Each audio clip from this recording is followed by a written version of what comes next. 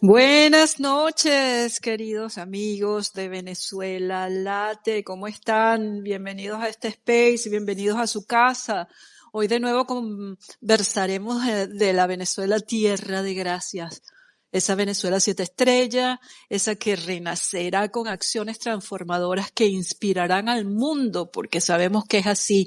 Tenemos la certeza que inspiraremos al mundo nuevamente.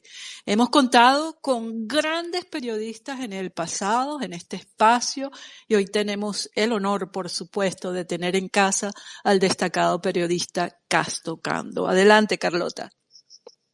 Hola, hola, buenas noches a todos. Me agarraron poniéndome los audífonos, porque como yo soy DJ en este espacio, ¿cómo están? Bueno, felices de tenerlos a todos aquí, de conectarnos, de escucharnos, muy, muy honradas de tener a Cas tocando, que es una de las voces más certeras. Es imposible no creerle cuando él dice algo, realmente. Y se lo ha ganado a pulso, ¿no? Esa veracidad. De verdad que muy, muy ansiosas de ya empezar esto, escucharlo y estar con ustedes. Bueno, de verdad, un abrazo enorme y saludos a todos en la sala. Bienvenidos. Eli, ¿cómo estás? Estoy muy bien. ¿Cómo están todos ustedes? Bienvenidos. Felices esta noche. Efectivamente, tenemos un invitado de lujo. Voy a comenzar con la presentación como solemos hacerlo cada domingo. A ver, Casto Ocando, señores. Casto Ocando no cayó del cielo a las noticias de última hora. Viene de una casa donde la memoria siempre fue un oficio. Su padre, Casto J. Ocando, coreano, cronista gráfico de Falcón, pasó décadas resguardando en imágenes la historia de Santa Ana de Coro. Calles, personajes, protestas, procesiones, pequeños y grandes acontecimientos que hoy son parte del archivo vivo de una ciudad entera. De ese padre que fotografiaba el país, nació este hijo que decidió contarlo. Primero, desde las redacciones en Venezuela y luego desde las salas de redacción y los equipos especiales en Estados Unidos. Periodista zuliano, especializado en investigación y formado en la Universidad del Zulia, Casto Ocando empezó cubriendo gobierno, educación y economía en medios como la Oficina Central de Información y el diario El Universal. Con los años, su mirada se fue haciendo cada vez más incómoda para el poder.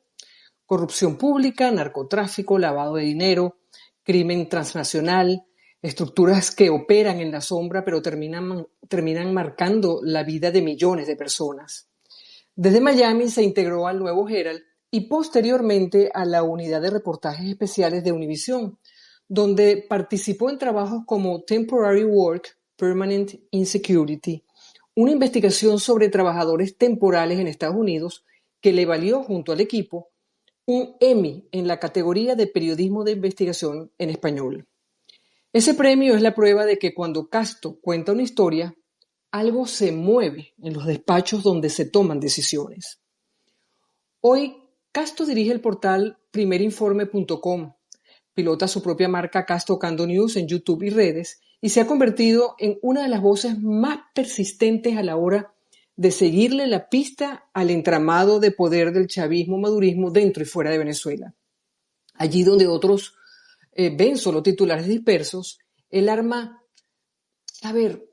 mapas, rutas del dinero, redes de complicidad, conexiones entre dictaduras, carteles, testaferros y paraísos fiscales. Es también autor de libros como Chavistas en el Imperio y continúa armando un archivo que será clave para fiscales e historiadores del futuro.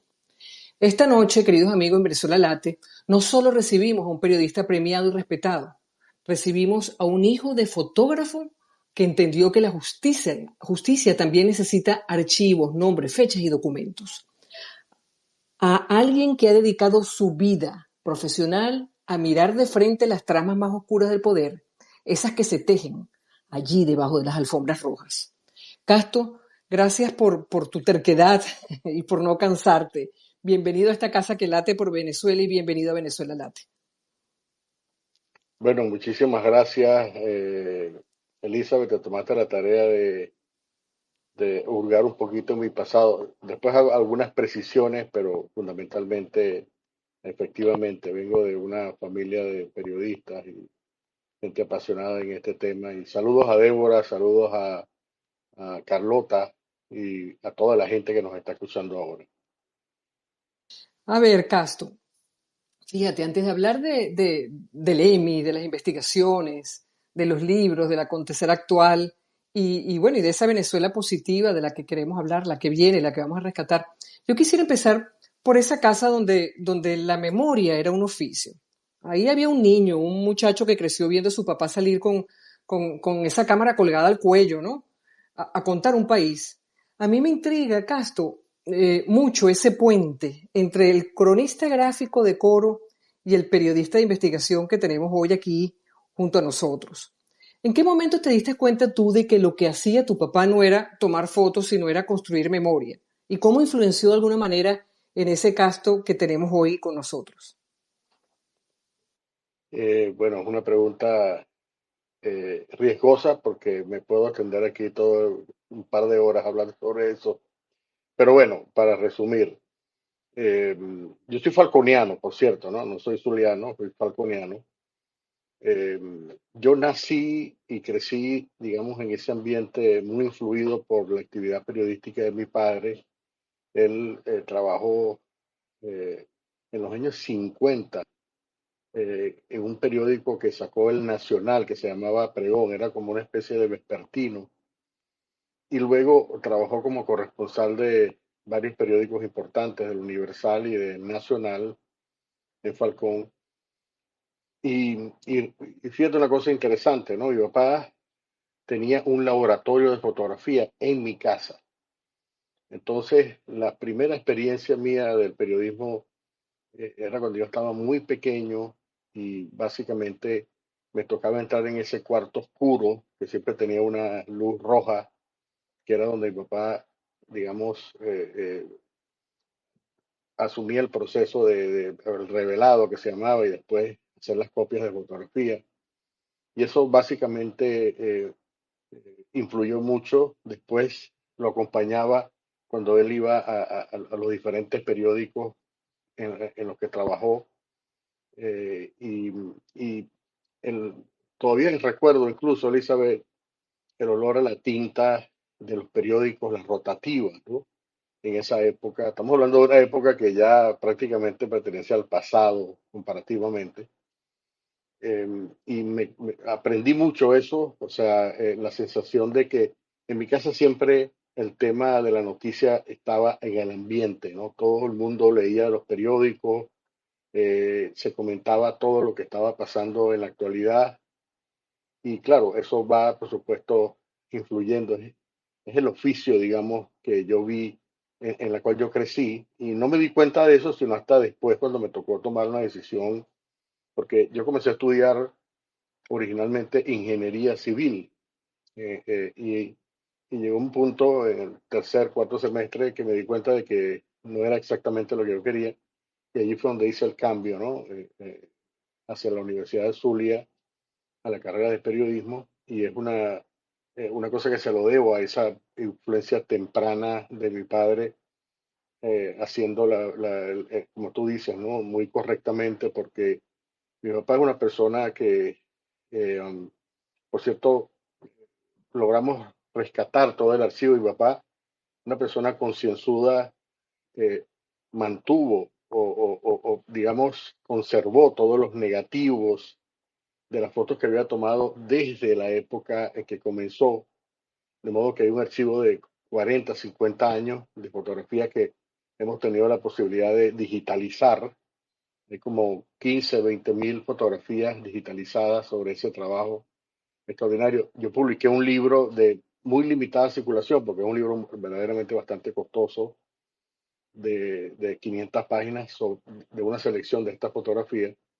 Pero básicamente eso fue lo que me inició, digamos, en esta pasión del reporterismo, ¿no? Y de documentar la historia. Mi papá lo hacía con una cámara y de hecho se convirtió luego oficialmente en el cronista de Coro. pero yo decidí más bien ir por la parte, digamos, de la escritura, ¿no? De la investigación, y es algo que siempre me apasionó desde el principio. Realmente le debo esa pasión que mi papá me heredó a cómo yo me metí en este tema, en este negocio eh, difícil y a veces poco comprendido del periodismo de investigación. Y Casto, es inevitable seguir hablando de tu papi, porque cuando estábamos haciendo la investigación para esta entrevista, nos encontramos con eso que se ha perdido hoy en día, que es la familia. La educación empieza en casa y tu papi fue un educador, te inculcó a ti todo aquello que aprendemos en la familia, pero él hizo un gesto que quiero que tú lo narres porque me conmovió muchísimo. Lo que hizo tu papá aquel día no fue solo capturar una foto, vio a una niña descalza, vulnerable, como habrán miles de niños hoy en día en Venezuela, y en lugar de pasar de largo decidió detenerse, acercarse y tocar una puerta. ¿Nos puedes llevar a ese momento? Sí, es un momento muy, muy especial. Mi papá estaba como reportero, básicamente su vida transcurría en las calles, ¿no? Tratando de buscar la noticia. Y cuando ustedes vean el archivo fotográfico, está lleno de justamente de ese tipo de situaciones de calle, ¿no? Entonces se encuentra con esta niña que estaba básicamente caminando en uno de estos barrios en Coro, básicamente sosteniéndose de la pared porque no podía ver, y mi papá se dio cuenta de eso. Entonces le llamó la atención, tocó la puerta y resulta que la familia que estaba allí, a la cual pertenecía esta niña, tenía problemas de visión. Es decir, no solamente esta niña, sino habían tres niños que básicamente estaban a punto de quedar ciegos. Entonces, mi papá habló con las personas allí, con la señora, con la mamá de la niña, el papá. Entonces publicó un reportaje que fue publicado por el Nacional. Entonces comenzó básicamente una campaña nacional para ayudar a esta familia muy pobre que al mismo tiempo tenía estas dificultades de salud. Y la campaña fue tan importante, tan, digamos, impactante que el propio ministro de Salud en ese momento, no recuerdo el nombre, eh, finalmente decidió traer a estas personas a Caracas para que le hicieran una serie de operaciones y hay todo el testimonio, ¿no? De cómo esta persona, eh, digamos, recibió esta noticia por supuesto, con mucho agradecimiento. Viajaron en ese momento en avión, que no era, digamos, lo normal, y finalmente lograron hacer esta operación, recuperaron su vista, fundamentalmente, ¿no? Y estas personas luego regresaron y a lo largo de los años, él después se consiguió con estas personas y siempre hay ese agradecimiento de que digamos, esa acción que el papá, digamos, motorizó desde el reporterismo, produjo un impacto grande en esa familia. Estas personas luego terminaron siendo profesionales, crecieron. El dinero que recogieron de esa campaña fue suficiente para que pudieran comprar su propia casa, por ejemplo. Y esto fue un gran impacto. Y para mí, esta historia la conocí yo, por supuesto, posteriormente, pero para mí esto me transmitió un gran mensaje de que el periodismo no es solamente, digamos, reportar de una manera, si se quiere, objetiva, digamos, con cierta distancia, sino que implica que uno a veces tiene que involucrarse, ¿no? Es decir, tomar parte. Y por eso es que esto es una cosa que ha sido importante para mí porque a lo largo de mi carrera, por supuesto, el periodismo eh, para tratar digamos, de hacer un periodismo importante, serio, uno tiene que ser objetivo, pero al mismo tiempo tú no puedes permanecer impávido, o sea, no puedes permanecer sin impactarte de lo que está ocurriendo y hay que hacer algo, por supuesto, ¿no? Y no solo escribir. Mira, yo durante muchos años, esto es un tema que pues, podemos desarrollar, pero yo trabajé muchos años en el Herald, por ejemplo, en el tema de la denuncia de corrupción, y a pesar de que hubo un gran impacto, al mismo tiempo no pasaba nada, ¿no? Entonces, a veces uno tiene que, digamos, en el periodismo, en este momento, no, o sea, tú no puedes tomar una posición, digamos, equidistante en un supuesto centro, digamos, donde uno no toma parte, no, hay que tomar parte y obviamente siempre a favor de las personas menos favorecidas y sobre todo contra el poder, ¿no? Porque una de las tareas importantes del periodismo es cuestionar también, presionar, digamos, el ejercicio del poder en donde quiera que esté y naturalmente donde está la mayor necesidad, ¿no? Que es una de las cosas importantes. O sea, en este momento, ¿qué es lo más importante? ¿Qué es lo más necesario? Y hay que actuar, el periodista tiene que actuar de esa manera, es lo que yo, digamos, he aprendido después de muchos años en este negocio, en este oficio. Y hablando justamente de estos temas que son conexiones emocionales y son elecciones emocionales, ¿no? Porque uno sabe que va caminando hacia algo donde te vas a involucrar porque sí, porque hay un tema de humanidad allí, ¿no? Que es justo lo que estás comentando. Fíjate, tú eres una de las voces más creíbles. Tú, como lo dije al principio, tú has convertido tu voz, tu opinión, tu información, y lo has hecho a pulso, lo has hecho a punta de trabajo y seriedad, en una de las voces que realmente cuando uno escucha algo de ti, uno te cree. Y es lo mismo que pasa con Maybor Petit, que la tuvimos la semana pasada con nosotros. Son personas serias, pero ahí hay seres humanos por detrás. Y seres humanos con esta emocionalidad que estás comentando. Entonces, a mí me llama la atención. ¿Qué precio has pagado tú, Casto, por eso? Por esa seriedad, por esa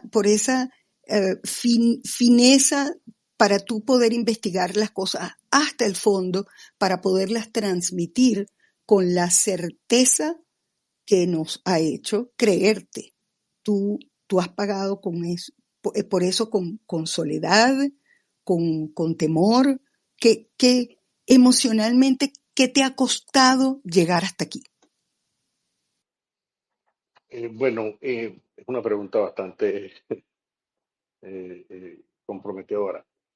Mira, el periodismo exige, por supuesto, un sacrificio, ¿no? Una dedicación, una devoción que hay que tener, digamos, una vocación, ¿no? Yo creo que yo nací con la vocación de ser periodista. Esto no es una tarea, digamos, que es fácil asumir, porque no solamente requiere de ese, digamos, dominio de las técnicas de investigación, de, por ejemplo, el hecho de cultivar fuentes, de tener acceso a las informaciones que uno tiene. Eh, es muy importante, por ejemplo, que la gente sepa que lo que uno dice es, digamos, un por ciento de lo que realmente la información uno tiene y no se puede decirlo todo porque esto pudiera afectar fuentes. Es decir, hay, digamos, un oficio que uno va aprendiendo a lo largo de los años y bueno, me tocó, digamos, aprender, manejar ese tipo de situaciones, pero al mismo tiempo, toda esta presión que generan las cosas que uno publica también forma parte de ese aprendizaje duro. Por ejemplo, cuando me tocó reportar hace ya 20 años acerca de los primeros contratos corruptos en PDVSA, por ejemplo, publiqué una serie de 2 artículos para el Miami Herald sobre el tema de cómo estaban inflando los precios, ¿no? Cómo cada barril que vendía PDVSA tenía 7 comisionistas en los contratos. Entonces tuve acceso a estos contratos, hice una investigación y publiqué todo esto. Además, digamos, estas personas recibían 50 centavos por cada barril que se vendía, pero 50 centavos multiplicado por 1 millón de barriles o 2 millones o 3 millones, era una cantidad significativa y yo decía, pero esto es ilegal. Y me tocó publicar eso y la primera reacción, básicamente, lo publiqué el lunes y martes, estos dos artículos, y después vino una super demanda a través de un bufete muy importante de Washington, una demanda por $200 millones en contra del Herald, pero también personalmente contra mí. Entonces, obviamente esto te pone en una situación difícil. Obviamente yo tenía toda la documentación preparada y recuerdo ese día, no sé si me permiten narrar un poco cómo fue ese proceso, No, claro, porque, perfecto, adelante. porque el siguiente, o sea, cuando se anunció la demanda, entonces nos reunimos con los abogados del Herald. Había un grupo de abogados que se reunieron para analizar la situación y me pidieron, bueno, ¿cómo soportamos esto? Y yo les dije, bueno, aquí está. Entonces tenía montañas de documentos y ellos se dieron cuenta de que obviamente yo tenía el respaldo de lo que estaba diciendo, cosa que había discutido previamente, por supuesto, con mi jefe de redacción. Pero el abogado, la primera decisión que tomó fue decirle a PDVSA, que era la que estaba demandando, bueno, nosotros queremos hablar con las personas que son mencionadas en este artículo. Yo había mencionado 15 personas de PDVSA, entre ellas las cuales estaba Rafael Ramírez, estaba un primo de Chávez, Argenis Chávez, y había otra serie de funcionarios allí y personas particulares que estaban metidas, y había también otra compañía que, que funcionaba en Houston, que también puso una demanda. Y entonces básicamente el abogado les dijo a ellos, necesitamos que nuestro periodista hable con ustedes si ustedes quieren aclarar esta situación, porque en las leyes de la Florida, cuando uno demanda, uno tiene que primero agotar la vía conciliatoria. Es decir, si tú tienes una diferencia con respecto a lo que se ha publicado, entonces ellos tienen que aclarar en dónde está el error y probarlo, y obviamente tendrían que hablar conmigo, ¿no? Y yo estaba dispuesto y ellos me dijeron, bueno, si tienes que viajar a Caracas a entrevistar a toda esta gente. Y básicamente esta estrategia muy inteligente por parte de los abogados era como un adelanto de lo que pudiera haber sido un juicio si se presentaba la situación. Es decir, todas estas personas se iban a demandar, si la demanda procedía, tendrían que obviamente testificar en un tribunal de la Florida de la misma manera como ellos querían que yo, o sea, que los entrevistara, ¿no? Y por supuesto, en el momento en que se planteó la posibilidad de hacer alguna entrevista, de entrevistar, ellos retiraron y se dieron cuenta de que estaban exponiéndose a un exposure mucho más grande y a un escándalo mucho mayor, porque una batalla, por supuesto, en una corte federal, con todas estas situaciones, iban a tener que explicar cosas que a lo mejor ellos no querían tener que explicar.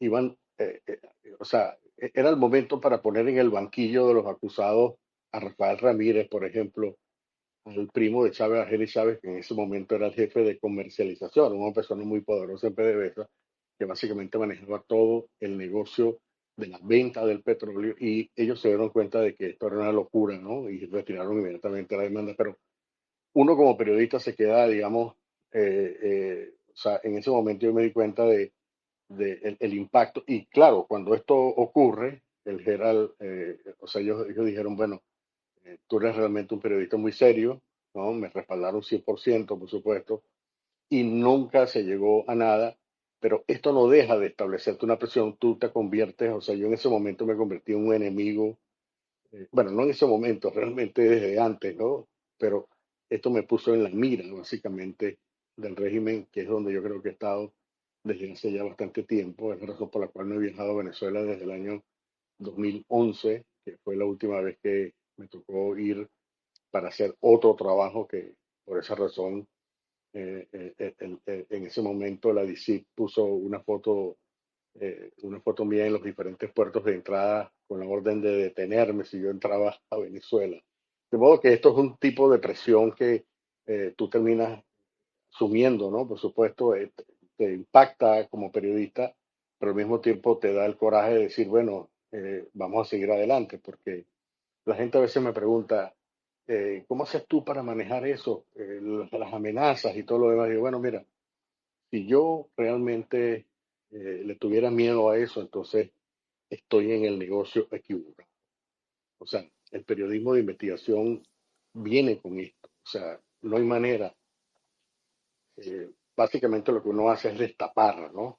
Eh, hurgar en lugares que resultan muy cómodos y en el momento en que esto causa una incomodidad, uno se convierte en un enemigo y, y eso por supuesto afectó mi vida privada porque yo traté de ser ahora, o sea, a partir de ese momento, pero desde que yo comencé a escribir sobre el tema de, de la corrupción en Venezuela y en otros países, yo entendí que tenía que tener mucho cuidado con la gente con la cual yo me relacionaba, en la manera como, por ejemplo, yo nunca publiqué nada privado en mis redes sociales, eh, nunca tenía reuniones con gente que no conocía bien, o sea, me cuidé mucho y esto, por supuesto, modificó, digamos, mi conducta diaria en ese particular, ¿no? Soy una persona bastante cuidadosa, reclusiva,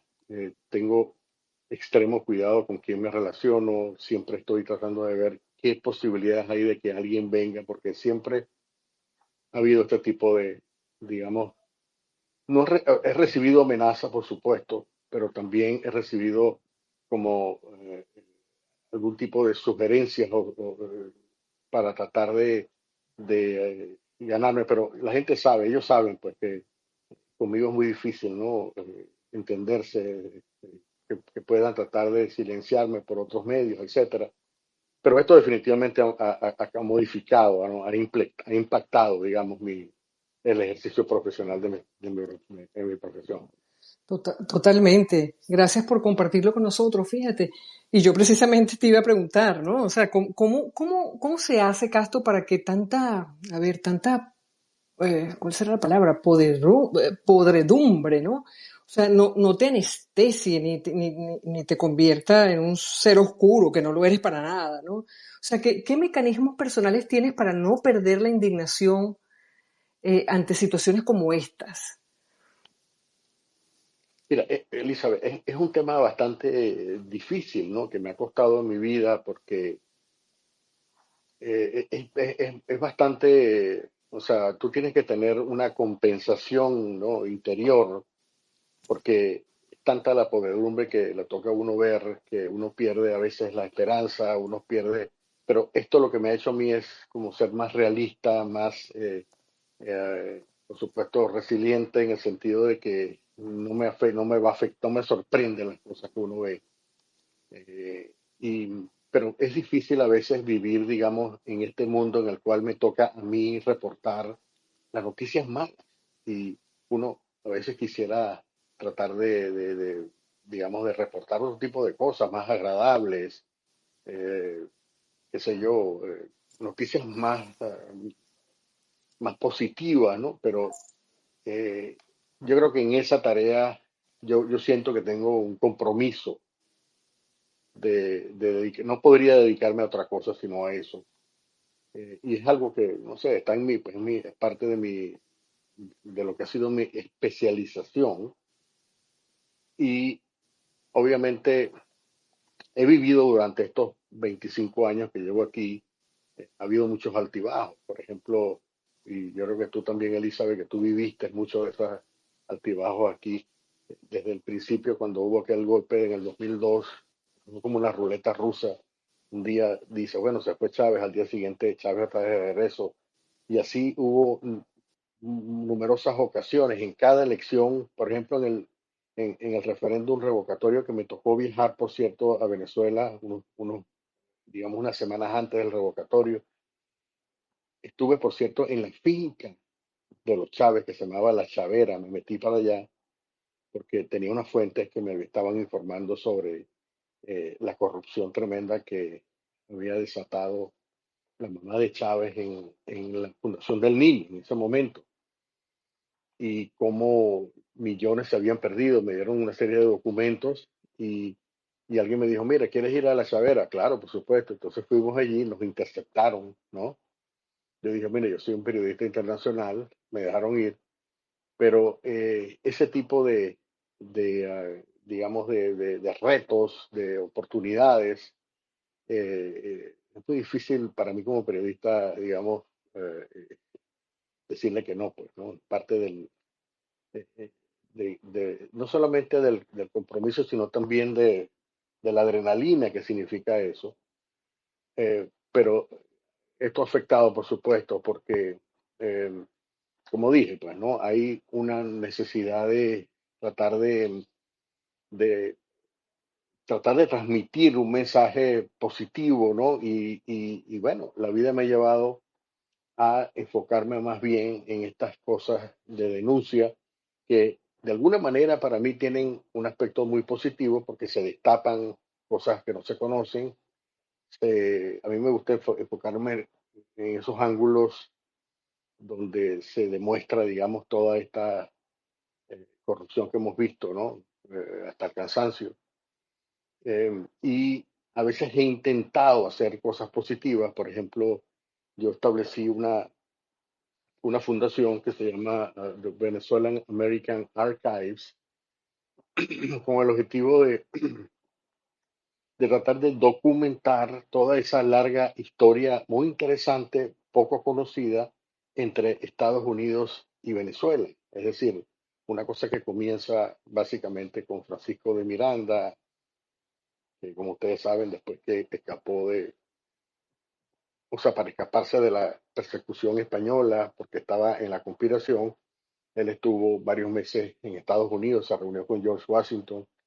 Luego Bolívar estuvo también un par de meses cuando venía de España en Carolina del Norte y hay un montón de historias interesantes que muestran que hay una relación que a veces no ha sido la mejor, pero ha sido también interesante. Por ejemplo, el año pasado recibí unos documentos del Congreso de los años 1810-20, o sea, 1810-1920, que narra documentos del Congreso, discusiones del Congreso que están documentadas, que narra cómo, por ejemplo, Estados Unidos le facilitó el dinero a Bolívar para comprar armas para la liberación de Venezuela. Luego está este intento importante en el 1817 de lo que llaman la fundación de la República de la Florida, que fue un intento realizado para apoderarse de la Florida desde Venezuela. Entonces vino digamos, un barco, no sé si ustedes conocen esa historia, pero eh, eh, salió un barco desde la isla de Margarita, a bordo, capitaneado por un general escocés que se llamaba Gregor MacGregor, cuya, que estaba casado, por cierto, con una de las hermanas de Bolívar, y esta persona llegó hasta, bueno, fue a Nueva York primero, después fue a Pensilvania, consiguió fondos y entonces invadió el norte de la Florida en una isla que se llamaba la isla de Amelia y básicamente fundaron una república que se llamaba la República de las Floridas, cuyo presidente fue Pedro Gual, un venezolano. Y digamos, ese intento de liberar la Florida duró apenas 6 meses porque después hubo una negociación y a partir de esa negociación es que España decide venderle, entre otros factores, decide venderle la Florida a Estados Unidos eh, por $7 millones. Y de modo que la relación entre Venezuela y Estados Unidos es de larga data. Y bueno, me llamó la atención eso, quería documentar. Tengo un libro que no ha sido publicado todavía sobre la vida de Marcos Pérez Jiménez en Miami, por ejemplo, muy interesante, lleno de aventuras de espionaje, etcétera. Mucha gente no lo sabe, pero Marcos Pérez Jiménez fue considerado un testigo, perdón, un autor intelectual del asesinato de John F. Kennedy por múltiples razones. De modo que eso es una de las cosas que he querido hacer como para tratar de ayudar, de iluminar, ¿no? Pero otra vez la realidad me lleva al punto tener que enfocarme en esta lucha, digamos, informativa para tratar de destapar lo que está pasando en Venezuela. Fíjate que es una ironía. Primero, muchísimas gracias porque no estaba al tanto de nada de lo que estás compartiendo ahí con nosotros, ¿no? Hoy con nosotros. Y resulta que es una ironía hermosa, además, ¿no? Saber que, o sea, que un venezolano en el exilio está ordenando hoja por hoja la historia de cómo otro país y personajes medio olvidados ayudaron a que Venezuela naciera libre, ¿no? Increíble, de verdad que gracias por ese trabajo, Castro. Pero Carlotita te tenía una pregunta. A ver, Carlota, adelante.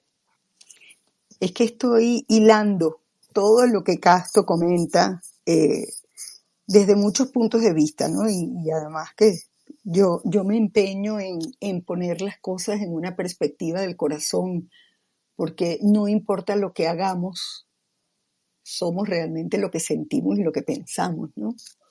Y pues lo que es esencia personal, uno lo pone en todo lo que hace, ¿no? Entonces, fíjate, a ti y a mí, Castro, nos unen. Nosotros tenemos un hilito conductor, además de todo lo evidente. Tú y yo tenemos una gran admiración por María Corina Machado. Y cuando tú hablas de todo esto, de esta conexión de los Estados Unidos con Venezuela, histórica, hay una conexión actual que para los venezolanos es fundamental, en el verdadero sentido de esa palabra. Y además definitoria también. Hace unas horas te escuché en una conversación con Nitu, donde tú comentabas que tú sentías que la presencia, la persona y lo que representa María Corina es algo que los Estados Unidos maneja con certeza hoy en día y con bastante claridad, ¿no? Y yo te escuché un día, eh, ¿cómo se llama? Describir la campaña de María Corina. Yo te la escuché describir con estas palabras. Tú dijiste que ella despertaba un fervor casi religioso, como si fuese un ser místico que ejerce un liderazgo espiritual con una luz que proviene de ella. A mí me impactó eso, porque se me hizo una visual muy clara, se me hizo una imagen, ¿no? Y pues por supuesto eso conecta con lo que sienten muchos venezolanos. Pero explícanos qué fue lo que tú sentiste, qué viste tú, cuál fue tu percepción que te llevó a describirlo o a describir la conexión de ella con la gente de esa forma. Bueno, Carlota, yo creo que lo que estamos experimentando, viviendo, transitando en Venezuela, aparte de una lucha a diferentes niveles, ¿no? Político, en estos momentos militar, económico, por supuesto, también no se puede obviar que esto es una lucha espiritual. O sea, cuando uno ve la manera como se mueven las fuerzas del mal, ¿no? Eh, y además, cómo el régimen también quiere plantear esto en el terreno espiritual, ¿no? Incluso no solamente a través de todas estas prácticas eh, de brujería, etcétera, que han sido también documentadas, eh, ha tratado de alguna manera secuestrar, ¿no? Todo ese tema de la fe en los venezolanos, de modo que para tener la visión completa, tú tienes que entender que aquí también hay una lucha espiritual, ese es el primer punto.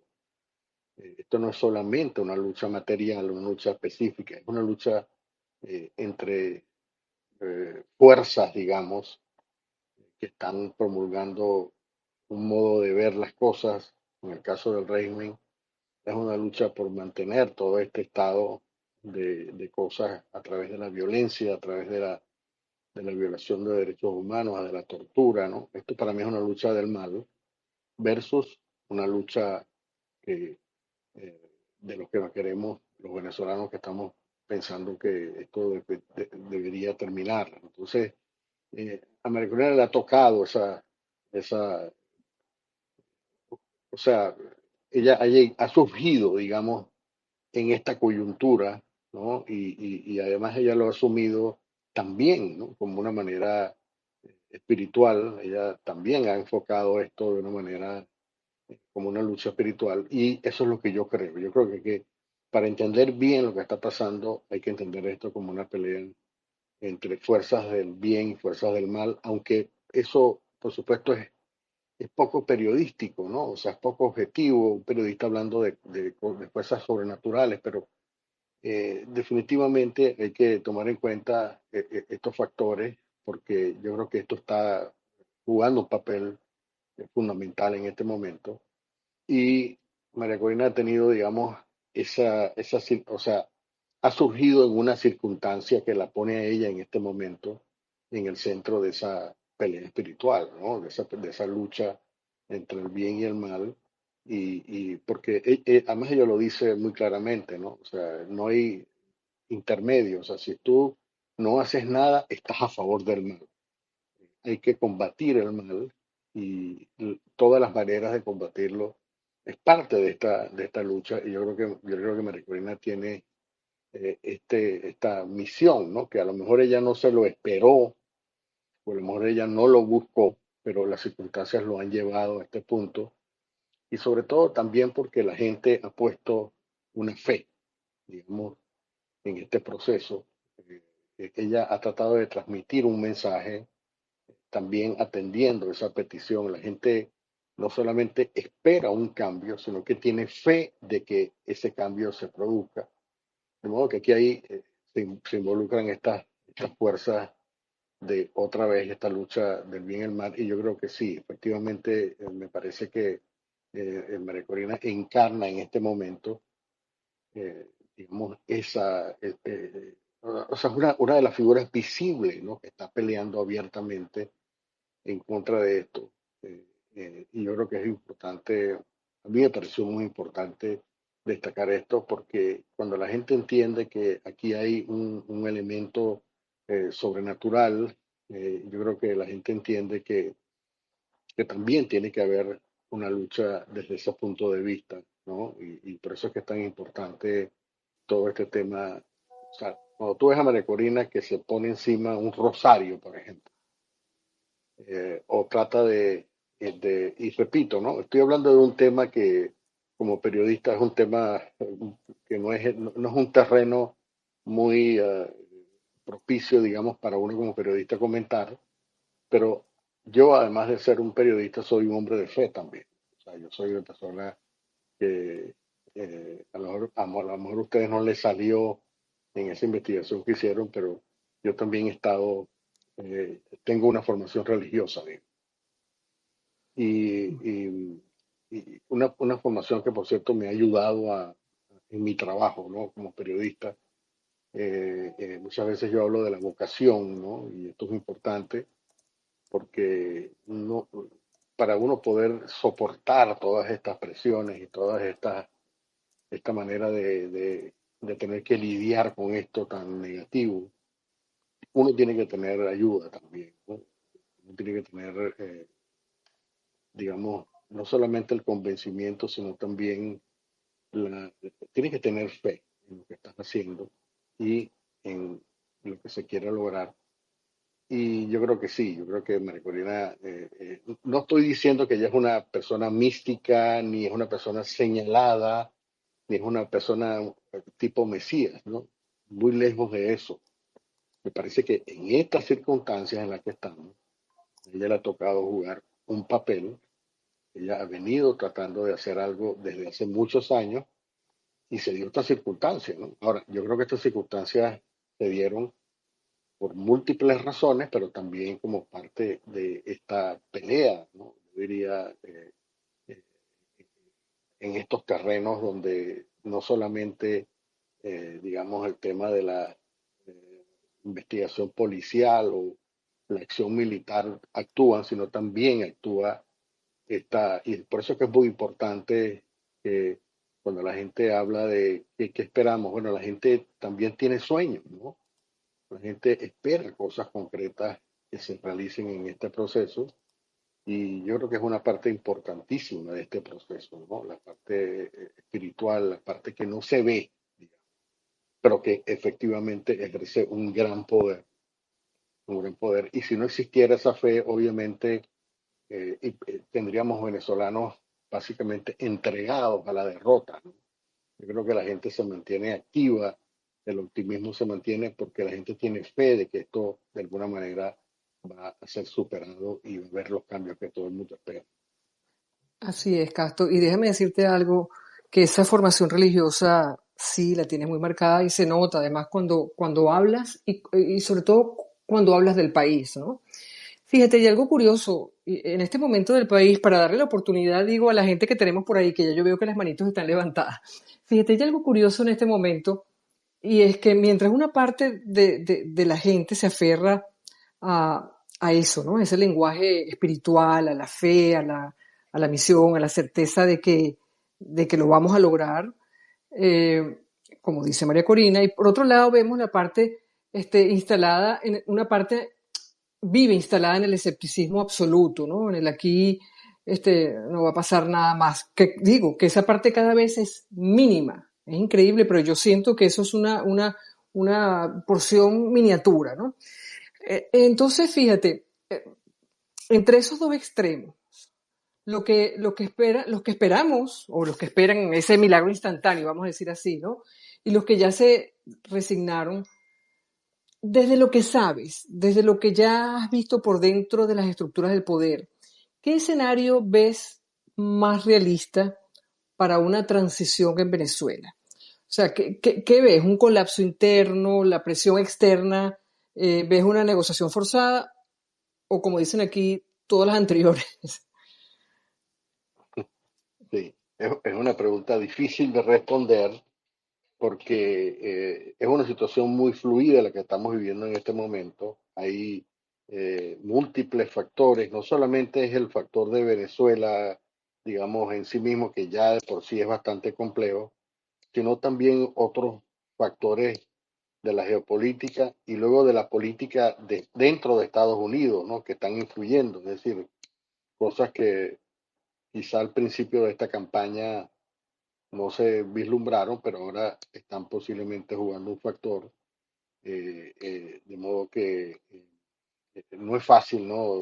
Predecir qué es lo que pueda ocurrir, pero digamos basado como tú dices, ¿no? Basado en las cosas que he estado viendo, cómo los he estado, o sea, yo lo que veo es que hay una situación, eh, o sea, que se aproxima o que se dirige a una resolución, ¿no? Y cuando uno establece, digamos, los costos de continuar con lo que sigue o, o forzar un cambio, si lo pones todo en una balanza, la balanza se inclina decisivamente hacia el lado del cambio por las múltiples implicaciones que tiene, digamos, no solamente para los venezolanos, sino también para Estados Unidos y para la región. Es decir, una de las cosas que me ha sorprendido es cómo después de el inicio de esta campaña, de esta nueva política de super máxima presión, incluyendo militar, muchos países que nunca se atrevieron a levantar la voz contra Venezuela han comenzado a hablar abiertamente sin ningún problema. Es decir, tienes, por ejemplo, el caso de, comenzando por Guyana, Trinidad, luego tienes en Centroamérica, tienes Panamá, tienes Costa Rica, eh, República Dominicana, es decir, República Dominicana había sido básicamente un refugio de chavistas.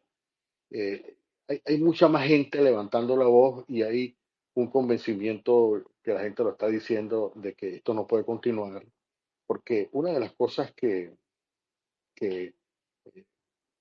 la gente aquí en Estados Unidos, los que toman las decisiones, saben, pero que no lo están diciendo lo suficiente, es que el tema de Venezuela es mucho peor de lo que se está diciendo. Es decir, está por supuesto el tema del narcotráfico, y esto es importante. Hay toda una eh, infraestructura trabajando para eso desde hace muchos años, pero al mismo tiempo hay una serie de alianzas, hay una serie digamos, de mecanismos, de maneras como este régimen influye de una manera perniciosa, por supuesto, en todas partes, ¿no? Es decir, cuando veamos el tema, por ejemplo, y es una de las cosas que a mí me llama mucho la atención, el tema de los fondos. Es decir, cuando hablamos de, Estados Unidos dice que Venezuela exporta 500 toneladas, ¿no? De cocaína al año. Pero vamos en perspectiva. ¿Cuánto dinero ha producido Venezuela como producto de la, de la actividad criminal? Hay una estimación que hace Transparencia de Venezuela de que más o menos son 8.000 millones de dólares anuales por la venta de cocaína. Estaríamos hablando en 10 años, 80.000 millones. Yo creo que esa cifra es demasiado conservadora, hay que cambiarla. Yo creo que esta gente ha logrado producir varios centenares de miles de millones de dólares, es decir, una cifra quizá superior al medio trillón de dólares que en este momento tiene el régimen. Y cuando tú tienes medio trillón de dólares, puedes sobornar a quien te dé la gana. O sea, tú puedes cambiar, tú puedes modificar poderes, puedes comprar, incluso hay denuncias que todavía están en procesamiento de intentos que ha hecho la dictadura de sobornar gente dentro de Estados Unidos, dentro de las agencias federales de Estados Unidos, aparte de, por supuesto, financiar todo ese cabildeo feroz que ellos están haciendo con diferentes intereses.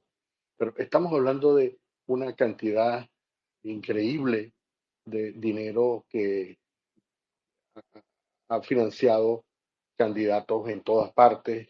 Se habla de que el propio Petro se montó en el poder gracias al apoyo, pero además toda la capacidad para modificar, robarse elecciones, eso también está documentado. La posibilidad de adquirir armamento peligroso verdaderamente para Estados Unidos, la posibilidad de mantener una red, digamos, de intereses. Esto va mucho más allá del simple tráfico de cocaína, que ya es bastante importante, ¿no? Es decir, estamos hablando de una organización, como ha dicho, por supuesto, la administración, que controla un país, controla las Fuerzas Armadas, controla las instituciones, pero mucho más que eso, controla gobiernos en el mundo, que tiene alianzas muy peligrosas y que probablemente y tiene una estructura, por supuesto, del crimen que se mantiene activo. Es decir, todas estas operaciones continúan. Por ejemplo, recientemente hubo una investigación que todavía me toca publicar esto, de cómo el Estado Apure el día de hoy tiene por lo menos 50, 60 pistas que siguen utilizando para transportar cocaína fuera por vía aérea, luego en el estado Zulia. Es decir, hay una poderosa infraestructura y cuando hay infraestructura hay compromisos, ¿no? Hay asociaciones con mafias en Europa, mafias en China, mafias en el Medio Oriente. Es decir, esto es realmente el problema de Venezuela, es un problema de proporciones globales.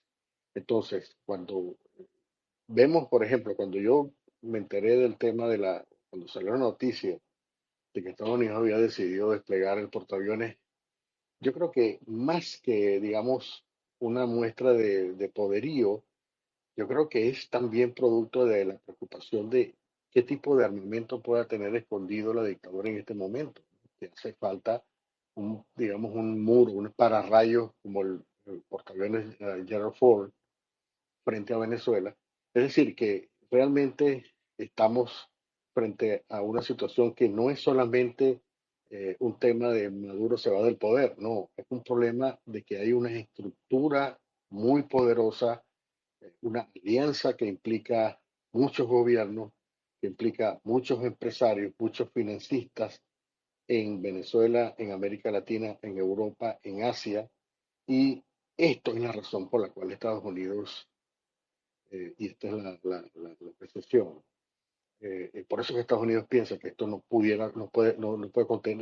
continuar, porque si continúa, Venezuela nunca va a dejar de ser un factor de interferencia y de peligrosidad para Estados Unidos de una manera como nunca antes otro cartel, ni siquiera el cartel de Pablo Escobar representó el tipo de peligro para Estados Unidos. Y aquí está en juego, digamos, una serie de estrategias de la propia administración Trump, y toda esta decisión de desplegar está basada en el hecho de que ellos están viendo el nivel de peligrosidad que hay aquí, que es mucho mayor, que es una cosa totalmente inédita, que si tú la dejas continuar, entonces básicamente se va a quedar, va a seguir operando como está operando, y van a seguir repitiéndose situaciones como posibles invasiones, ataques directos, por ejemplo, con armamento,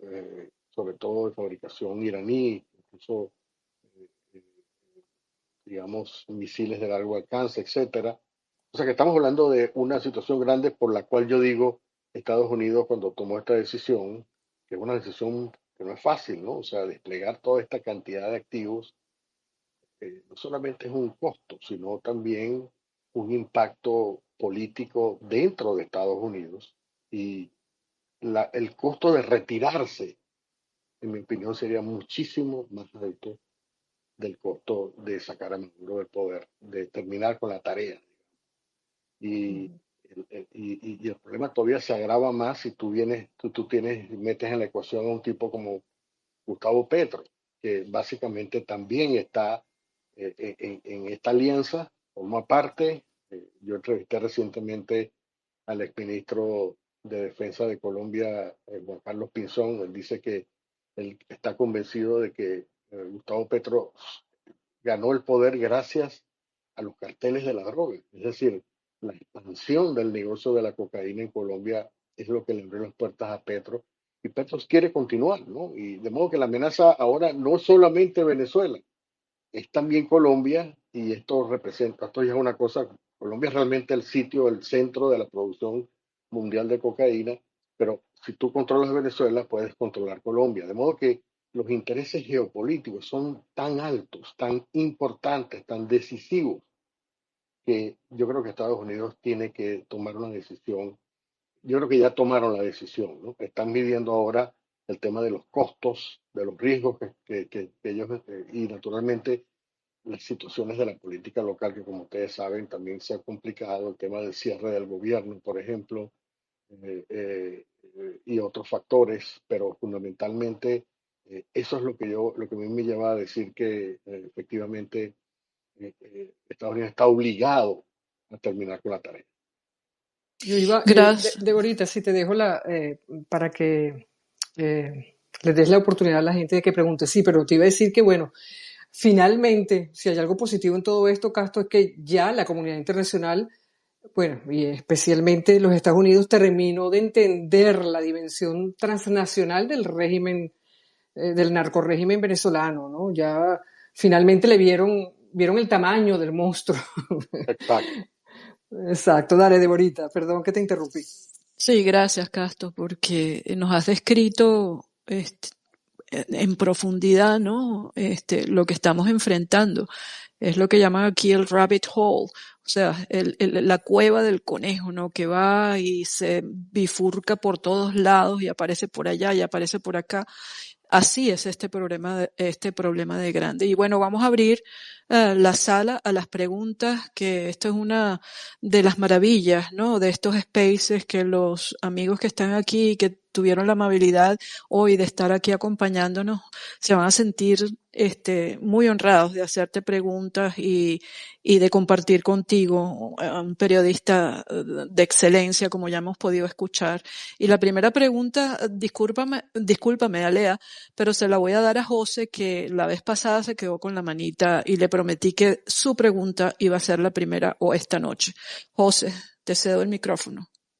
Gracias, señora Débora, Elizabeth, Desobediente, bueno, y a todos de la A a la Z que están acá esta noche en este gran space con este gran profesional, gran hombre de fe que de verdad nos tiene maravillados con todo lo que nos ha expresado esta noche y nos ha dicho, señor Ocando, verdaderamente escucharlo para nosotros es un privilegio, ¿no? Privilegio.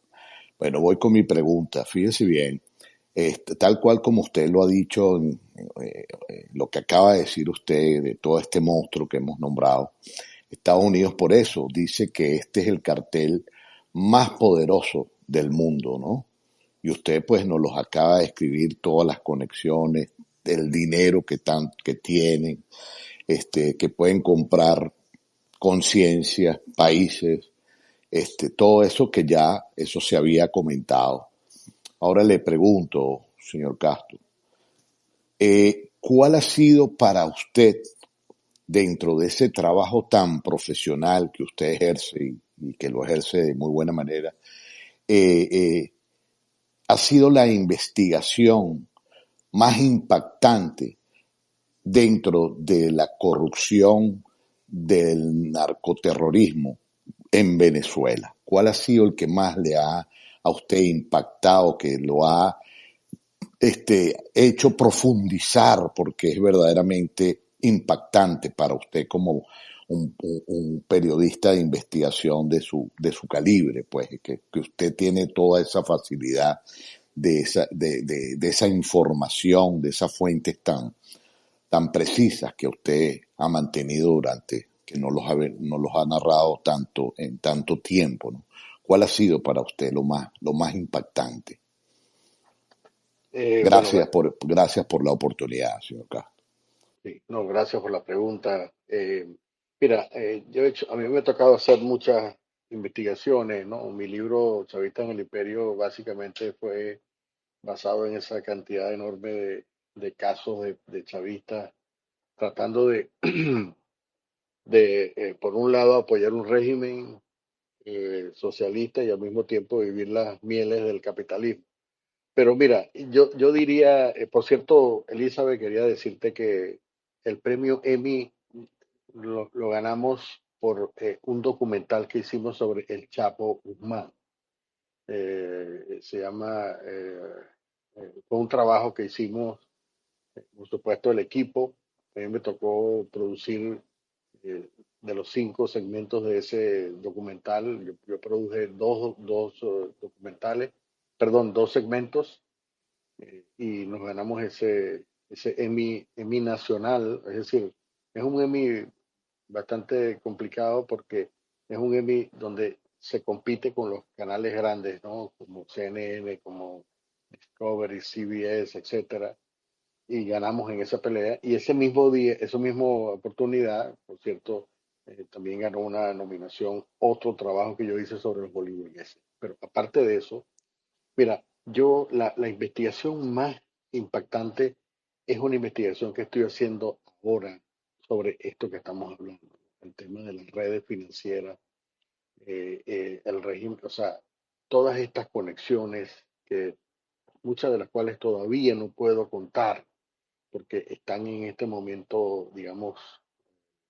sucediendo, digamos, todas estas investigaciones, porque me ha dado esto que yo les estaba diciendo, ¿no? O sea, esto realmente es un problema gigantesco, no es un tema solamente de una corrupción de los hijos de Cilia o de Nicolásito o de las hijas de Diosdado Cabello, no, no, esto es una cosa realmente gigantesca y para mí eso ha sido me ha cambiado, digamos, la visión de este problema, porque al principio uno pensaba que era un tema simplemente de, bueno, hay que reorganizar PDVSA, parar el tráfico de drogas y reimpulsar, pero esto va más allá, tiene unos mecanismos, digamos que, por eso es que tú ves se ven muchos políticos de otros países interviniendo, los españoles, Zapatero, el propio presidente Sánchez, tienes a Petro, tienes a la Claudia Sheinbaum de México, tienes a Rafael Correa cuando estaba antes, tienes a Lula.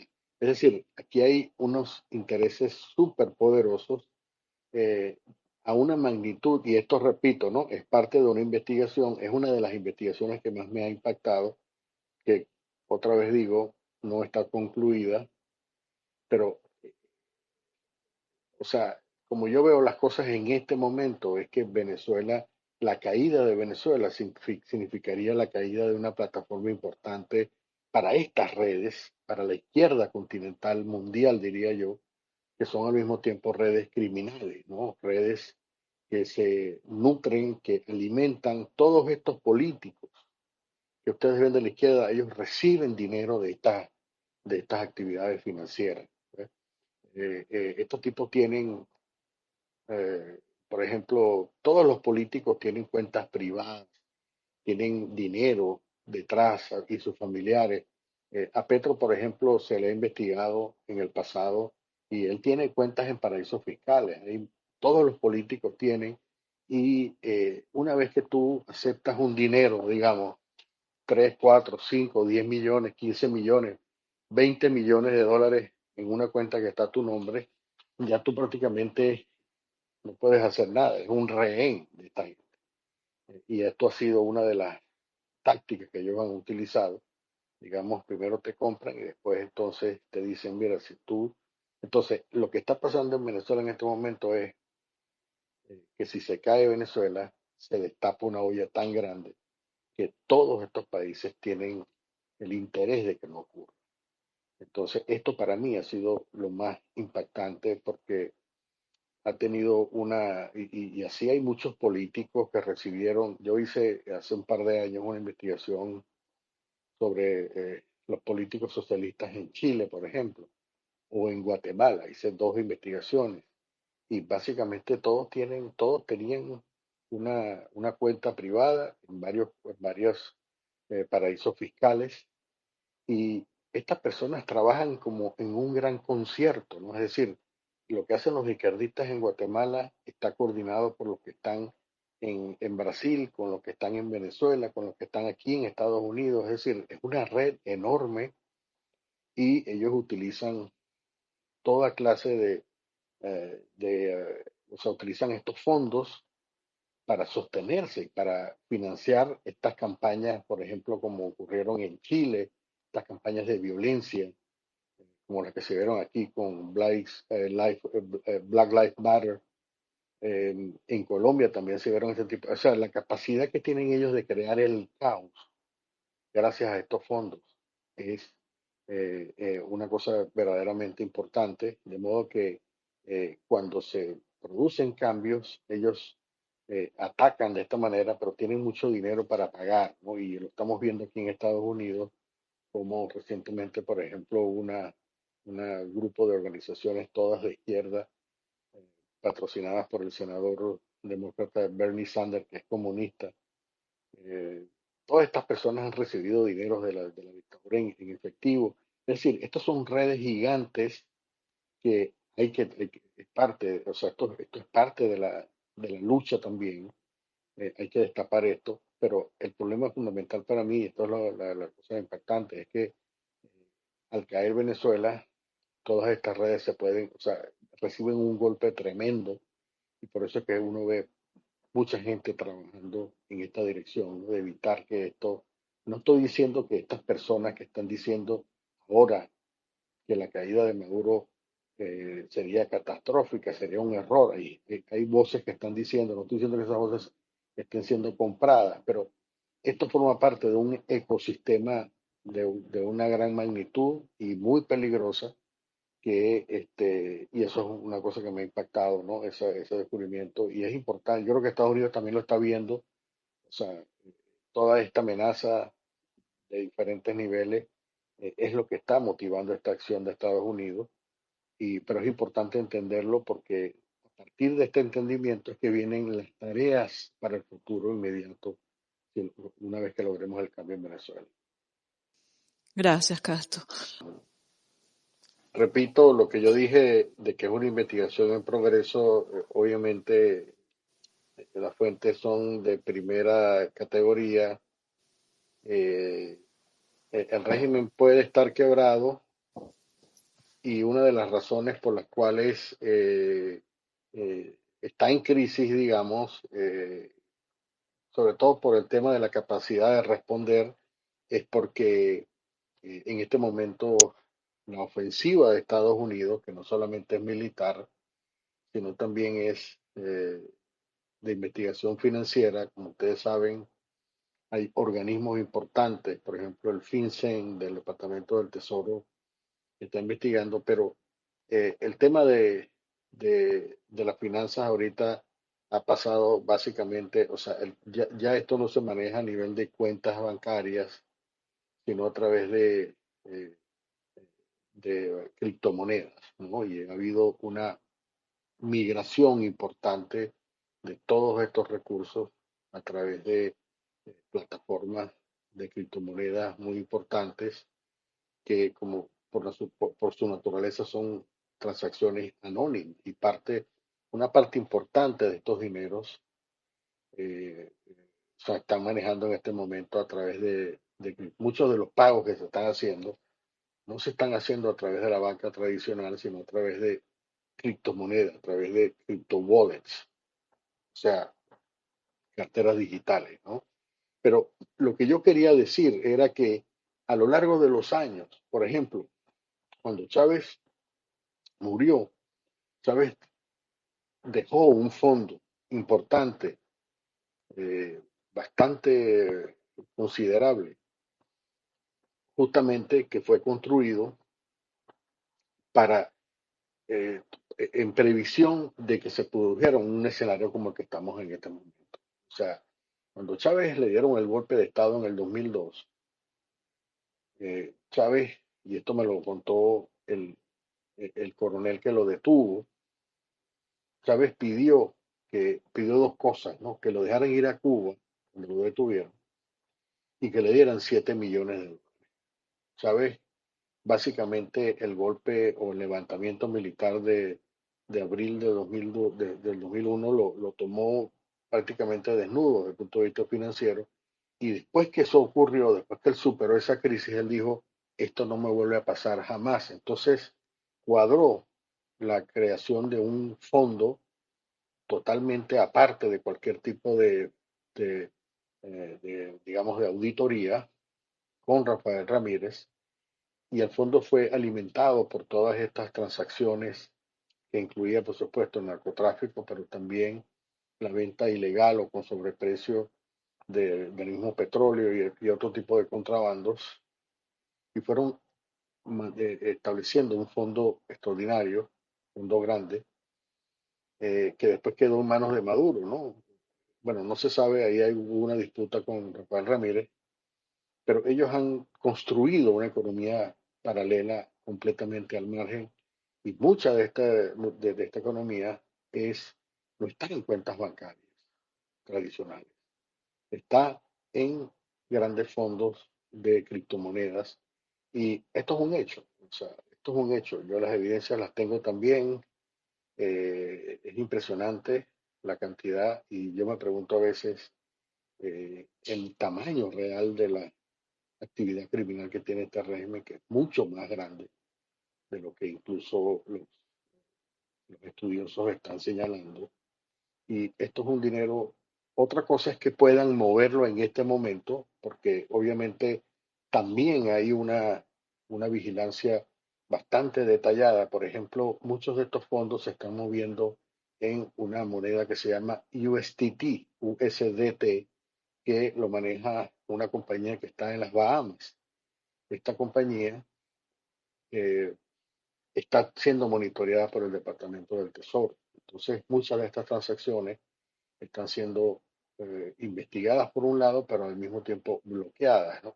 Pero eso no significa que los fondos existan. Existen muchas de las compañías, o sea, estos han creado una cantidad enorme. Uno de los trabajos que tiene, por ejemplo, Alex Saab es exactamente eso, tratar de esconder este dinero y realmente lo que pasa es que no puedo compartir la información, pero efectivamente las cantidades son enormes. Ahora, que la puedan utilizar en estas circunstancias es otra historia. No sé si tienen la capacidad para mover o no quieren mover esos fondos, porque una vez que tú mueves un fondo, puedes levantar, digamos, sospechas y ahí pueden venir acciones de, ¿cómo se llama?, de intercepción, ¿no? De congelamiento probablemente, y una vez que se investiga una transacción, se investigan todas las transacciones. Entonces, esto puede ser. Pero lamentablemente no puedo compartir, por supuesto, la información, pero puedo asegurar que efectivamente lo que estoy diciendo es así. Gracias, Casto. Y de verdad que, disculpen amigos, pero este es la casa y el invitado es el protagonista de todo este espacio. Así que disculpen esta interrupción, a Ale también le pido disculpas, pero como dijo Carlotica, este espacio tiene unos parámetros, ¿no? Estrella, por favor, te cedo el Déjame micrófono. hacer, perdón que te interrumpa, Débora. Castro, ¿cuánto tiempo más puedes acompañarnos? Bueno, vamos a seguir. Ok, adelante, Estrella. Muy buenas noches. Gracias, chicas, por hacer este espacio y gracias a Casto Cando por tomarse el tiempo para venir y conversar con nosotros. De verdad, yo aprecio mucho el hecho que pueda contestar incluso preguntas del público porque sé que su tiempo es muy valioso. La información que usted comparte de verdad es bastante relevante, especialmente en este tiempo. Fíjese que precisamente hace ya poco más de una hora, hay un excolumnista sindicato y exmiembro de la Fundación de Defensa de Democracias. Se llama Joel Mowbray.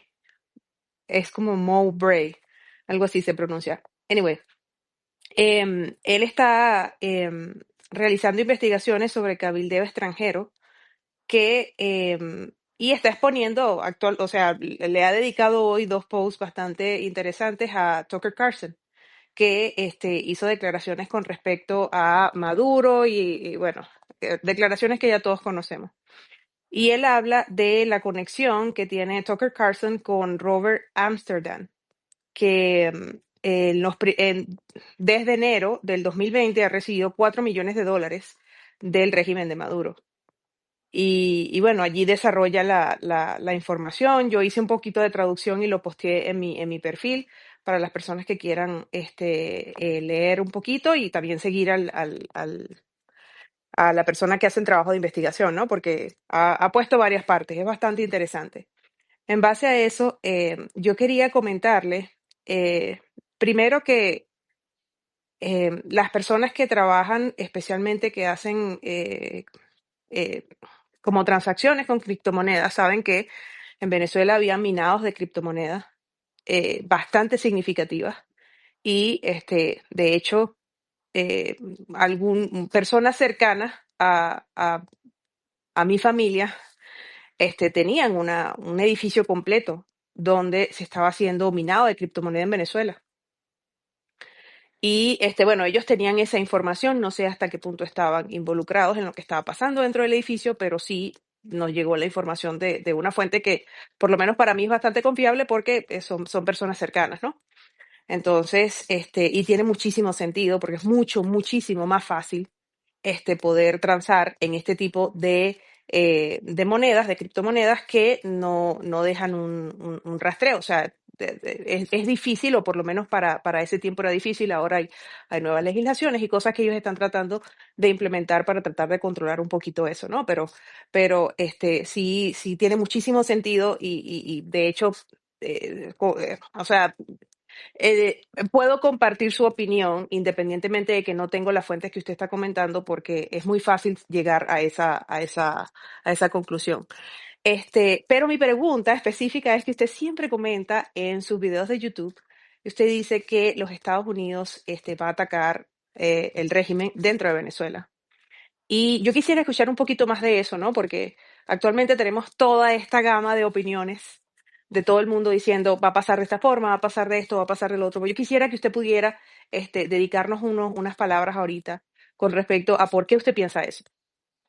Bueno, en primer lugar, no es porque yo lo inventé, sino porque el propio presidente Trump lo dijo, ¿no? Que estaba considerando ataques internos. Pero aparte de eso, es porque hay una serie de preparativos muy específicos. Por ejemplo, este tema de que se han tomado el trabajo, la inteligencia militar y la inteligencia en el terreno, ¿no? Donde participa también la CIA y muy posiblemente otras agencias occidentales, por decirlo así, han identificado, eh, digamos, objetivos militares dentro de Venezuela y ese tipo de trabajo, que es un trabajo, por ejemplo, cada vez que pasa un avión cerca de las costas de Venezuela, y los aviones, sobre todo espías, han estado pasando con bastante frecuencia, han pasado también estos bombarderos, ellos están midiendo el tipo de reacción, ¿no? Y no estoy hablando de reacción en cuanto a ataque, sino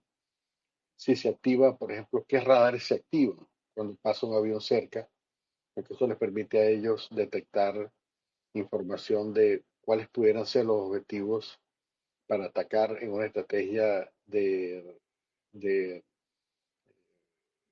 o sea, si cuando quieres enfocarte en objetivos dentro de Venezuela, la primera, y esto es una cosa que han dicho los especialistas, el primer objetivo es eh, provocar interrumpir, digamos, la capacidad de comunicación interna, ¿no? Y obviamente el primer paso es destruir las capacidades de radares, por ejemplo, o de telecomunicaciones de la dictadura.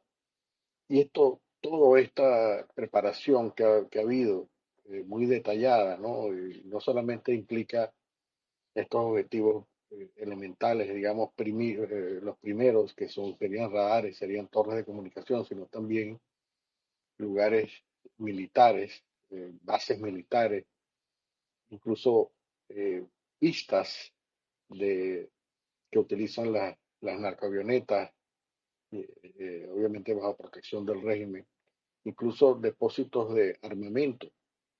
Todo esto, el objetivo fundamental es un ataque interno. Ahora, la decisión de atacar, por supuesto, es una decisión compleja, porque una vez que tú atacas, no puedes parar. Una vez que se inicia algo, tú tienes que ir hasta el final. Entonces, si el objetivo que ellos han planteado, que es básicamente decapitar al régimen, por un lado, y luego desmantelarlo, pero la primera fase es decapitar, tú tienes que lograr ese objetivo, con cualquiera que sea la estrategia, sea si se va a producir una intervención muy específica para capturar o eliminar a estos objetivos, y hay como probablemente una veintena de objetivos, entre los cuales por supuesto destaca la cúpula primigenia del cartel de los soles.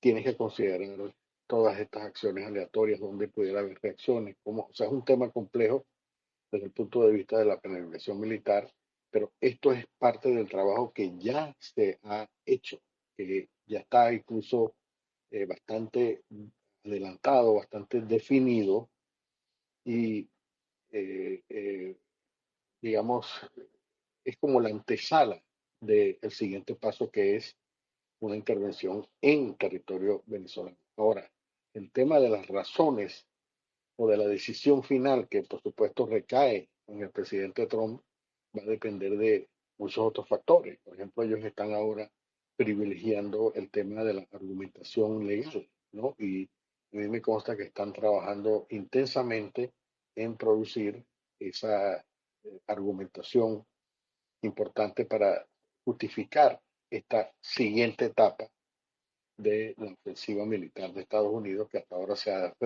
reducido, digamos, a este tema de los ataques contra las narcolanchas en aguas internacionales, ¿no?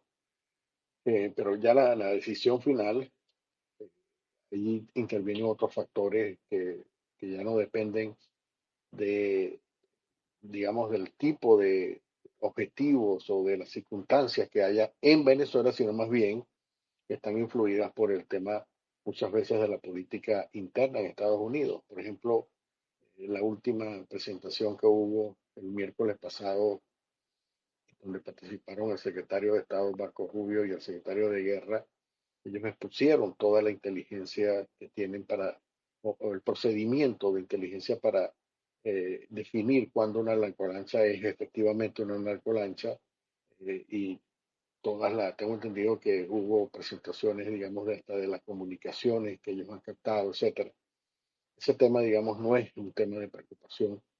El tema fundamental es cómo tú justificas un ataque que tiene que ser por definición masivo, aunque el objetivo sea la captura de Nicolás Maduro y de Nuevo Cabello y Vladimir Padrino, o la eliminación, ¿no? Entonces, porque tienes que decidir si va a ser a través de las fuerzas especiales, tienes que decidir si va a haber primero un ataque de misiles contra lugares donde ellos suponen que está oculto, eh, eh, eh, digamos, toda esta gente, toda la cúpula, y es una decisión compleja, complicada, que, repito, ellos están en este momento tratando de argumentar y básicamente lo que están tratando de decir es, nosotros designamos a esta gente como terroristas al mismo nivel de Al Qaeda, ¿no? Al mismo nivel de Osama Bin Laden, pero se trata de un país donde que tiene una mayor complejidad. Naturalmente, la extracción de Osama Bin Laden no representa o no tiene los mismos riesgos que representaría una misión de ese tipo en Venezuela en estos momentos. Y ahí se requiere de una justificación que el público americano pueda entender, ¿no? Puede además decir, sí, efectivamente, tienes razón, ¿no? O sea, esto está justificado y están trabajando en esa dirección. El tema es que hay en estos momentos una cantidad importante de factores, sobre todo políticos, hay algunos grupos, como ustedes saben, hay un grupo de senadores, entre ellos dos senadores republicanos, que se están oponiendo, pero al mismo tiempo también hay eh, ese convencimiento en el resto de los incluso dentro del propio Partido Demócrata, de que lo que está haciendo Trump tiene sentido, tiene razón, pero quizá ellos están viendo, y esto es un tema de entender la definición porque por un lado hay una prohibición en la legislación norteamericana de atacar a un jefe de Estado o de sacar a un jefe de Estado en ejercicio, pero la prédica que ha tenido Estados Unidos, la administración Trump en este momento, es que este no es un presidente en ejercicio, esto es un presidente legítimo, que además preside una organización terrorista.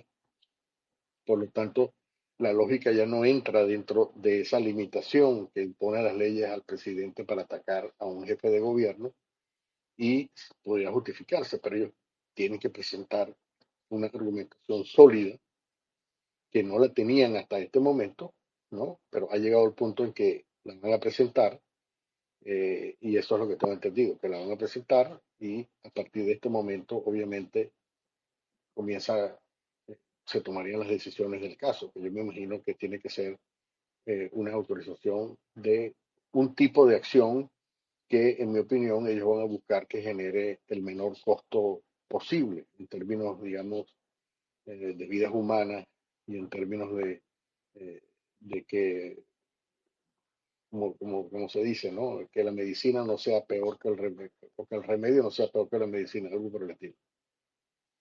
Sí, es una operación muy delicada, efectivamente. Aquí tenemos un colega tuyo, Castocando. Carlos, buenas noches. Te cedo el micrófono. Carlos Salazar. Buenas noches a la audiencia y a mi estimado Casto, colega periodista también, que bueno, vaya por delante la admiración y el respeto. Voy a ser bien conciso en mi pregunta, ¿no? Y una cosa que ha caracterizado a este espacio los domingos por la noche, Casto, es pensar en la Venezuela cuando nos toque reconstruirla. Y han venido por aquí muchas personas que en este momento ya están trabajando en eso, ¿no? Yo quisiera preguntarte, porque si una de las cosas que hay que rescatar en Venezuela, si no volver a pensarlo, es el periodismo, porque está completamente desmantelado. El oficio en Venezuela es muy difícil hacer periodismo que no sea propaganda para el régimen, ¿no? Y mi consulta es esa, ¿qué rol te ves ocupando en Venezuela cuando toque volver a rehacerla de cero? Saludos, Carlos. Bueno, mira, es una pregunta complicada porque en estos momentos todavía uno no está pensando en el día después, ¿no? Aunque posiblemente pudiera estar muy cerca o más cerca de lo que pensamos. Pero yo creo que, y esto es un tema que me ha tocado, digamos, meditar mucho, porque el periodismo ha sufrido grandes modificaciones. Por ejemplo, cuando yo trabajaba en el Universal, había una manera de hacer periodismo, ¿no? Por supuesto, había una democracia en la hora que teníamos. Luego pasé al tema a la cobertura en el Miami Herald, que era otro estilo completamente distinto. Había que fundamentar todas las cosas que se estaban reportando, obviamente para evitar lo que llaman el liability, eh, todo tiene que estar soportado. Pero a partir de toda esta explosión del tema de las redes sociales, eh, eh, digamos, ese trabajo se ha hecho bastante más complejo, más complicado. Hay muchos más ojos viendo todo esto, más comentarios, más presión, ¿no?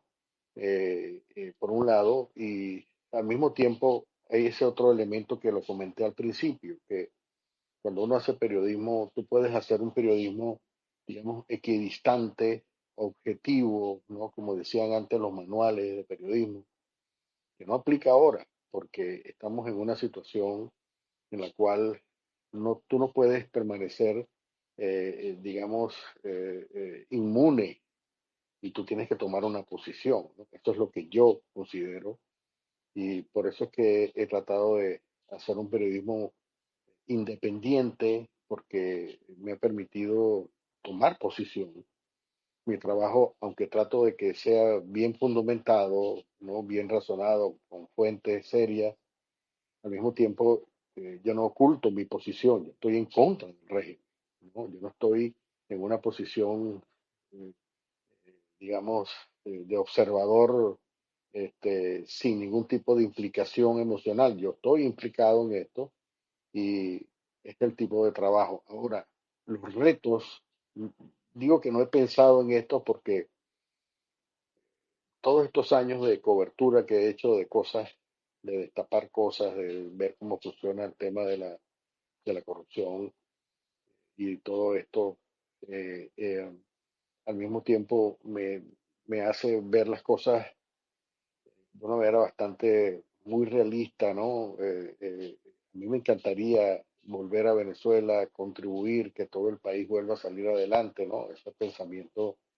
que transmite constantemente María Corina Machado, pero es muy difícil para mí evitar o dejar de ver digamos, los retos difíciles que hay por delante. Y aquí hay un gran trabajo todavía por hacer, porque una cosa es, digamos, que se pueda cambiar el liderazgo en Venezuela, pero otra cosa es que los problemas van a continuar. Es decir, aquí hay estas redes, como hemos estado hablando, son redes poderosas, redes que van a reaccionar probablemente con violencia. Entonces, uno tiene que plantearse cómo puede ser una cobertura de esto, qué tipo de contribución puede uno hacer desde el punto de vista de mantener la información en este sentido, cómo eh, eh, destapar todas estas redes que aún en el cambio de régimen, cambio de gobierno, pueden seguir activas, ¿no? Y de qué manera uno puede contribuir, sobre todo a base de la información que uno maneja, qué tipo de, digamos, de soluciones o de posibilidades hay para superar esta situación que, repito, está ahí, pues, ¿no? No podemos tampoco, o sea, uno puede ser optimista de que el país tiene una gran capacidad, que la gente quiere, está loca porque esto cambie rápido y quiere ponerse a trabajar, quiere ponerse a producir, pero al mismo tiempo hay que ver que también hay peligros, hay retos, y estos peligros hay que anticiparlos, hay que sacarles adelante, ¿no? Y yo creo que el trabajo de periodista es un poco en esa dirección de anticipar los problemas que pueden surgir, sobre todo que pueden significar un peligro para esa estabilidad que va a ser bastante frágil al principio y que tiene que consolidarse naturalmente, ¿no? Y aquí tiene que venir una coalición internacional, en fin, aquí hará falta el concurso de todo el mundo, pero yo creo que sigue todavía esa necesidad de iluminar estos lugares conflictivos que pueden surgir, ¿no? Y yo creo, una de las cosas que yo creo estoy convencido de que en la medida en que uno destape las cosas, que le pegue la luz del sol, digamos, esas cosas que se mantienen ocultas, ya eso es una gran ayuda, porque una vez que se destapa, entonces, o sea, muchas veces el mal funciona en la oscuridad, pero cuando le pones en la punta el rayo de sol que destapa esa oscuridad, la oscuridad se debilita, ¿no? Y esto es una de las tareas que uno como periodista tiene que asumir. Gracias. Bueno, Vane, la última pregunta de la sala, te la voy a dar. Tienes el micrófono. Bienvenida, buenas noches. Buenas noches, Debbie. Buenas noches, señor Ocando, y a toda la sala. Un placer saludarles. Tengo una pregunta porque va un poco relacionada a lo que Carlos decía y a lo que comentaba el periodista Casto Cando, ¿no? En varias oportunidades que hemos visto los reportajes que hace el periodista Casto Cando, eh, había la duda por parte del movimiento que estaba llevando a cabo Estados Unidos con el día después. A su criterio, señor Casto, ya no existe esa duda por parte del movimiento o por parte de la coalición que está organizando los Estados Unidos para derrocar el terrorismo y el narcotráfico a nivel de Venezuela, por ejemplo, el cartel de los soles. Ya existe una seguridad por parte de los Estados Unidos, viendo usted desde su óptica toda la movilización que hoy por hoy y las declaraciones que han venido directamente por parte de la administración Trump. Podríamos pensar, o según su análisis, podría tomarse como que ya ellos tienen claro ese día después. Gracias y feliz noche, muchacha. Mira, la primera guía, digamos, que hay que tener en cuenta es lo que la propia administración Trump ha establecido como sus dos o tres más importantes objetivos. En primer lugar, cuando hablan o sea, esto es una organización que no es un gobierno, sino que es una organización criminal que se apoderó de un país. Esto es digamos, una apreciación, un punto importante, ¿no? Un punto de partida. Pero luego viene los dos objetivos que ellos han planteado. Uno es decapitar el régimen, pero cuando hablan de decapitar, hablan de traer a estas personas a la justicia de Estados Unidos, o sea, básicamente lo que ellos consideran como la cúpula. Ustedes saben ya quién es la cúpula. Por un lado, de modo que es o capturarla, traer a la justicia o eliminarla, ¿no? Trump ha dicho expresamente, los vamos a aniquilar. Esa frase la ha utilizado. Y el segundo objetivo es desmantelar, porque como ustedes saben, el Cartel de los Soles no es una organización tradicional. Una fuente de la DEA me decía que ellos estiman que en el paraguas del Cartel de los Soles hay más de 60 mini carteles. Cuando tú eliminas la cúpula, eliminas, por supuesto, esa capacidad institucional y estructural de apoyar estas actividades, pero eso no significa que se acaba automáticamente los minicarteles. Van a seguir operando, van a seguir tratando de sobrevivir. Entonces viene la segunda fase, que es el desmantelamiento. Eso implica, obviamente, una tarea de permanencia, ¿no? O sea, el desmantelamiento no se va a producir en los primeros días, en las primeras 100 horas. Se va a producir probablemente en los primeros 6 meses. Y estoy especulando. Estoy diciendo que eso sea el tiempo que va a tomar, pero definitivamente va a haber una segunda fase, de acuerdo a estas prioridades de la administración dentro de Venezuela para desmantelar, porque estas personas que están operando, operan de alguna manera, de una forma independiente, que se apoyan naturalmente en la estructura porque no los persiguen, porque compran un general para que les permita pasar eh, por tierra o por vía aérea o por vía marítima, pero tiene que destruir esas redes que están operando dentro de Venezuela. Entonces, el desmantelamiento implica que tiene que haber una actividad continuada de esta operación militar que yo creo que puede incluso a esta tarea se pueden incorporar otros países, ¿no? Ahí, por ejemplo, ya algunas expresiones del gobierno de Argentina que está dispuesto a participar, del gobierno, por ejemplo, de El Salvador. Eh, eh, Recientemente, por ejemplo, se están expandiendo las actividades y ya hay también eh, militares o unidades militares operativas dentro de El Salvador en esta lucha.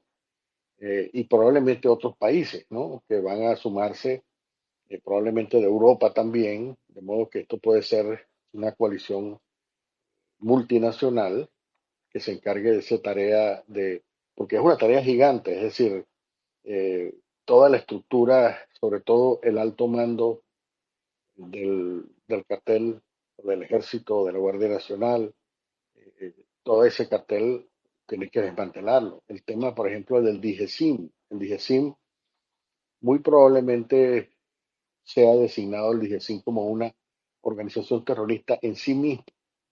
Y esto también es, o sea, probablemente es el DIGESIM el organismo que está manteniendo a Maduro en el poder. Entonces, esto implica necesariamente una tarea para, yo no diría el día después, sino para los meses después. Y yo creo que esto también está pensado, también está planificado, por eso es que ellos hablan de decapitar y desmantelar.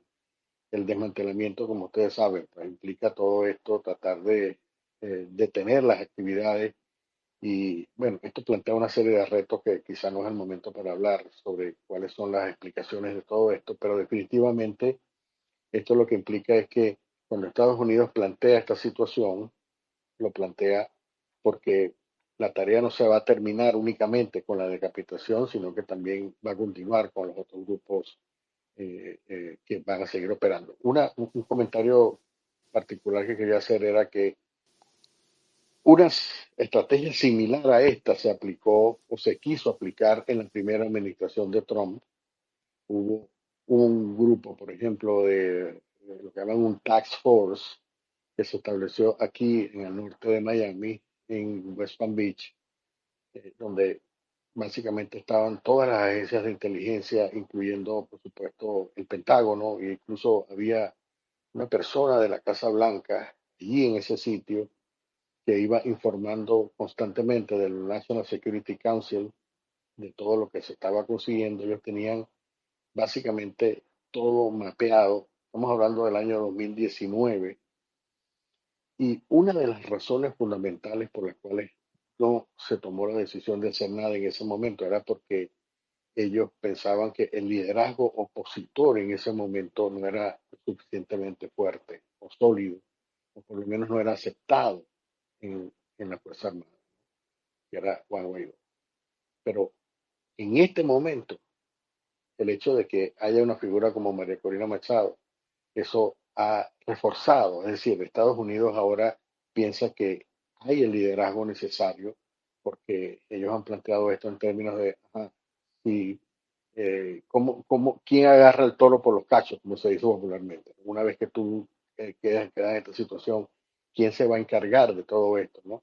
Y esto es una cosa muy importante porque ellos consideran que María Corina Machado tiene un liderazgo lo suficientemente solo, incluso dentro del sector militar, como para decir, sabemos que si nosotros hacemos algo, hay un liderazgo que va a responder de una manera no solamente por el tema de la aceptación popular, sino también por la determinación y por la organización que tienen. María Corina les ha presentado a los gringos una cantidad de planes bastante detallados de diferentes niveles y esto también ha ayudado a esa decisión. Es muy importante decir esto porque Estados Unidos obviamente no quiere tirarse toda esa situación encima, a ellos no les interesa el tema de hacerse cargo de un país, ¿no? Pero el hecho de que ellos hayan tomado esta determinación, en mi opinión, digamos, muestra que ellos piensan que hay un liderazgo que puede hacerse cargo del país el día. Bueno, amigos, casto, casto, casto. Casto querido, y lo digo así porque hay un cariño de muchos años, Casto. Así es. Nos has prestado tu verbo, tus ojos, tu paciencia e insomnio. Y eso no es poca cosa, ¿eh? Gracias de verdad por todo lo que compartiste esta noche, a ver, la cantidad de información, por la claridad y por la generosidad con la que abriste tu experiencia para todos los que estamos aquí hoy. Gracias por poner el cuerpo durante tantos, pero tantos años, por seguir tirando del hilo aunque se vuelve peligroso y hasta cansón, y por acompañarnos hoy con la misma honestidad, esa honestidad con la que escribes. Esta comunidad de Venezuela Late te abraza y te agradece en el alma, de verdad que sí, estamos seguros de que la próxima vez hablaremos ya con el país, Dios mediante, en otra página. Gracias, Castro. Encantado, gracias otra vez por la invitación y bueno, excelente iniciativa. Cuente conmigo para lo que salga, como decimos en Venezuela. Carlota. Muchas gracias, de verdad, bueno, honradísimas de que nos hayas dedicado tu tiempo, siempre muy valioso cada palabra y cada esfuerzo, y lo apreciamos infinitamente, y pues vamos a tomarte la palabra, porque por aquí vas a volver, y como dice Eli, vas a volver cuando nosotros tengamos un diferente estatus. Buenas noches y muchas gracias a todos los que nos acompañaron. Débora. Bueno, llegamos al final y yo también tengo que darte las gracias. Y a todos, creo que Casto Cando nos ha brindado un panorama muy claro sobre los desafíos a los que nos enfrentamos, aquellos desafíos que enfrentan los Estados Unidos y los que tendremos que enfrentar juntos los venezolanos. Muy buenas noches, gracias Casto, y que nos veamos muy pronto en una Venezuela libre, en una Venezuela que late. Hasta luego, amigos.